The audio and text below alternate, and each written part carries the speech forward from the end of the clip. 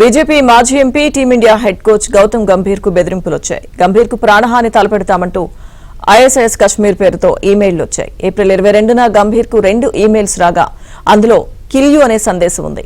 దీంతో గంభీర్ ఢిల్లీ పోలీసులకు ఫిర్యాదు చేశారు. దీనిపై ఢిల్లీ పోలీసులు దర్యాప్తు చేపట్టారు. గంభీర్ అతని కుటుంబ సభ్యులకు భద్రత పెంచే దిశగా పోలీసులు ఆలోచన చేస్తున్నారు.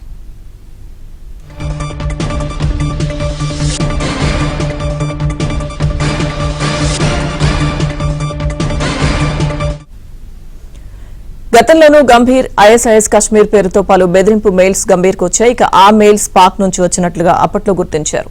ఇప్పుడు పహల్గామ్ ఉగ్రదాడి నేపథ్యంలో పరిస్థితులు ఉద్రిక్తంగా మారిన వేళ గంభీర్ కు మరోసారి బెదిరింపులు రావడంపై గంభీర్ అభిమానుల్లో ఆందోళన వ్యక్తమవుతోంది.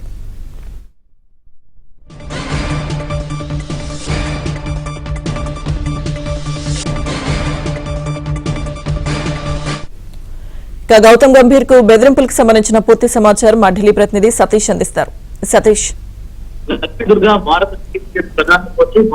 మాజీ ఎంపీ గౌతమ్ గంభీర్ కు బెదిరింపులు వచ్చాయి. నిన్ను చంపేస్తా అంటూ ఈమెయిల్స్ వచ్చినట్టు ఢిల్లీ పోలీసులకు గౌతమ్ గంభీర్ ఫిర్యాదు చేయడం దర్యాప్తు చేపట్టిన సైబర్ సెల్ ఈమెయిల్ ఎక్కడి నుంచి వచ్చింది, ఎవరు పంపారా దానిపైన కూడా విచారణ వేగవంతం చేసింది. ఇక పహల్గామ్ ఉగ్రదాడిపై స్పందించినందుకు గంభీర్ బెదిరింపులు వచ్చినట్టు కూడా తెలుస్తుంది. తనకు రక్షణ కల్పించాలని ఢిల్లీ పోలీసులకు గంభీర్ కోవడం జరిగింది. ఐపీఎస్ కాశ్మీర్ నుంచి ఈ బెదిరింపులు వచ్చినట్టు తెలుస్తుంది. అయితే అనేక మంది కూడా ఇటీవల పహల్గామ్ దాడి జరిగిన తర్వాత పెద్ద ఎత్తున కూడా ప్రతి ఒక్కరు కూడా పాకిస్తాన్ కావచ్చు, అదేవిధంగా ముక్కలకు సంబంధించిన అంశంలో పెద్ద ఎత్తున రెస్పాన్స్ కావడము, గతంలో కూడా గౌతమ్ గంభీర్ కు ఇలానే బెదిరింపులు రావడము, నా సందర్భంలో కూడా కేసులు నమోదు చేశారు. తాజాగా ఈ రోజు కూడా ఆయన చంపేస్తామంటూ బెదిరింపు కావడంతో ఒకసారి ఆయన పోలీసులు ఆశ్రయించారు. పోలీసులు అయితే ఫిర్యాదు స్వీకరించి విచారణను వేగవంతం చేస్తున్నారు. అయితే ఈమెయిల్ ఎక్కడి నుంచి వచ్చిందనే దానిపైన కూడా మరింత విచారణను వేగవంతం చేస్తున్నట్టు కూడా తెలుస్తుంది.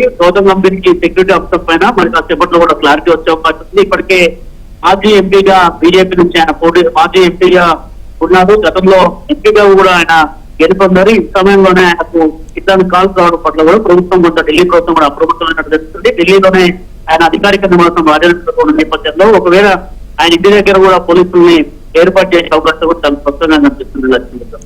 Okay, thank you Satish.